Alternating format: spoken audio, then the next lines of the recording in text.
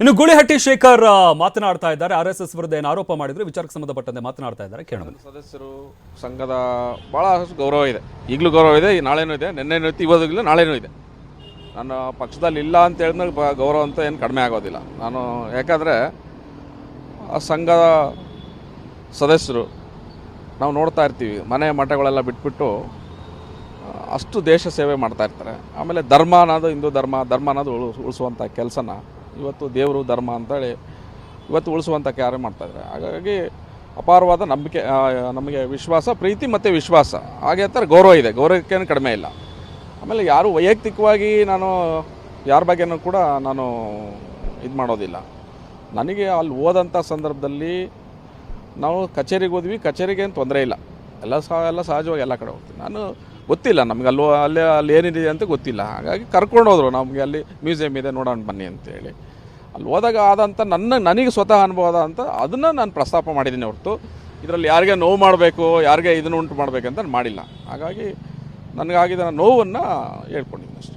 Sir, ಅದೇ Santosh G ಅವರಿಗೆ ಕಳಿಸಿರ್ತಕ್ಕಂಥ ಆಡಿಯೋದಲ್ಲಿನ ಪ್ರಸ್ತಾಪ ಮಾಡೋಂಥ ವಿಚಾರ ಮತ್ತು ಆ ಘಟನೆ ಬಗ್ಗೆ ಹೇಳುವಂಥದ್ದಾದರೆ, ಸೊ ಹೇಗಾಯ್ತು ಆ ಘಟನೆ ಮತ್ತು ಆವತ್ತಾಗಿರ್ತಕ್ಕಂಥ ಘಟನೆನ ಈಗ ಯಾಕೆ ಪ್ರಸ್ತಾಪ ಮಾಡಿದ್ರು ಅನ್ನುವಂಥದ್ದು ನನಗೆ ಅದನ್ನೇ ನೆನ್ನೆ ಭಾಳಷ್ಟು ಜನ ಪ್ರಮುಖರು ಫೋನ್ ಮಾಡಿದರು. ನೆನ್ನೆ 8 ತಿಂಗಳಾದಮೇಲೆ ಈಗ ಅದರ ಅವಶ್ಯಕತೆ ಇತ್ತಾ, ಟಿಕೆಟ್ ಕೊಡಲಿಲ್ಲ ಅಂದರೆ ಹಿಂಗೆ ಮಾಡಿದ್ದಾರೆ ಅಂತೇಳಿದ್ರು. ನಾನು ಟಿಕೆಟು ರಾಜಕಾರಣ ಇಲ್ಲಿ ನಾನು ಬಂದಿಲ್ಲ, ರಾಜಕಾರಣ ಮಾತಾಡ್ತಾ ಇಲ್ಲ. ಯಾಕಂದರೆ ಟಿಕೆಟು ನನಗೆ ಅವಶ್ಯಕತೆ ಕೇಳಬೇಕಾಗಿದೆ, ಕೇಳಿದ್ವಿ, ಕೊಡಲಿಲ್ಲ ಅಂದರೆ ಏನು ತೊಂದರೆ ಏನಿಲ್ಲ.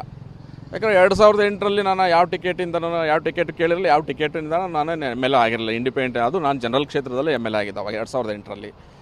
2008ರಲ್ಲಿ MLA ಆಗೋದು ಒಂದೇ ಅಲ್ಲ, ದಕ್ಷಿಣ ಭಾರತದಲ್ಲಿ BJP ಸರ್ಕಾರವನ್ನು ತೊಗೊಂಬರಲಿಕ್ಕೆ, ಮುಖ್ಯಮಂತ್ರಿ ಆಗಲಿಕ್ಕೆ ಅವತ್ತು ನಾನೇ ಮೊದಲನೇದಾಗಿ ಬೆಂಬಲ ಕೊಟ್ಟಿದ್ದು, ಅನ್ಕಂಡೀಷನಲ್ ಆಗಿ. ಹಾಗಾಗಿ ನನಗೂ ಕೂಡ ಹೆಮ್ಮೆ ಇದೆ. ನಾನು ನರೇಂದ್ರ ಮೋದಿಯವರ ಫ್ಯಾನು ನಾನು, ಅವರು. ಹಾಗಾಗಿ ನನಗೆ ಅಪಾರವಾದ ಗೌರವ ಇದೆ, ಸಂಘದ ಬಗ್ಗೆನೂ ಗೌರವ ಇದೆ, ನಮ್ಮ ನಾಯಕರ ಬಗ್ಗೆನೂ ಕೂಡ ಗೌರವ ಇದೆ. ನಾನು ಹೋದಂಥ ಸಂದರ್ಭದಲ್ಲಿ ಆಯ್ತಲ್ಲ ಅಂತೇಳಿ ಪ್ರಸ್ತಾಪ ಮಾಡಿದ್ದೆ ಅಷ್ಟೇ. ಇಲ್ಲಿ ಚುನಾವಣಾ ರಾಜಕಾರಣ ಅಂತೇಳಿ ನಾನು ಮಿಕ್ಸ್ ಮಾಡ್ಕೊಂಡಿಲ್ಲ ಇಲ್ಲಿ. ಹಾಗಾಗಿ ಗೌರವ ಇದೆ. ಬಟ್ ನನಗೆ ಆದಂಥ ಅನುಭವವನ್ನು ನಾನು ಹಂಚ್ಕೊಂಡೆ ಅಷ್ಟೇ. 8 ತಿಂಗಳಾದಮೇಲೆ ಈಗ ಅವಶ್ಯಕತೆ ಇತ್ತಾ ಅಂತೇಳಿ ನಾನು ಅಲ್ಲಿಂದ ಬಂದಮೇಲೆ ಪ್ರಸ್ತಾಪ ಮಾಡಿದ್ದೆ. ನಮ್ಮ ತಾಲೂಕವ್ರ ಹತ್ರನೂ ಕೂಡ, ನಮ್ಮ ತಾಲೂಕು ಪ್ರಮುಖರ ಹತ್ರ ಪ್ರಸ್ತಾಪ ಮಾಡಿದ್ದೆ. ಸರಿ, ಈ ಥರ ನನಗೆ ಅನುಭವ ಆಯಿತು, ನೀವು ಕೇಳಿ. ಅವರು ಹೇಳಿದರು, ಇಲ್ಲ ಆ ಥರ ಸಿಸ್ಟಮೇ ಇಲ್ಲ, ಎಲ್ಲರೂ ಕಾಮನಾಗಿ ಎಲ್ಲ ಹೋಗ್ತಾರೆ ಅಂತ. ಬಟ್ ನನಗೆ ಹಂಗೆ ಆಯ್ತಲ್ಲ ಅಂತ ಹೇಳಿದೆ.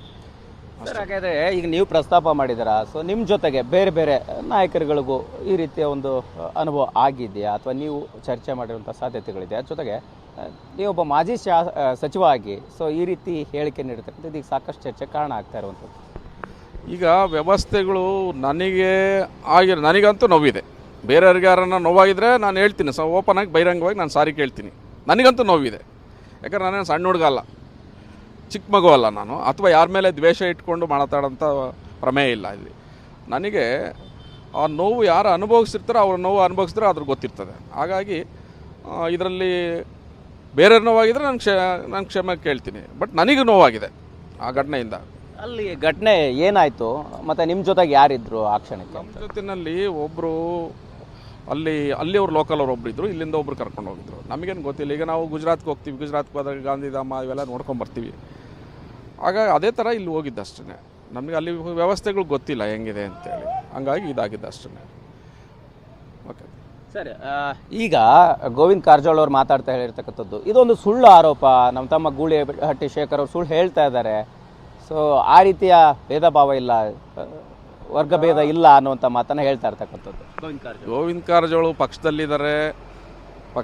ಅಲ್ಲೇ ಅವರ ಪಾಪ ಹೇಳಲೇಬೇಕಾಗುತ್ತೆ. ಅವರು ಗೋವಿಂದ ಕಾರಜೋಳ ನಮಗೆ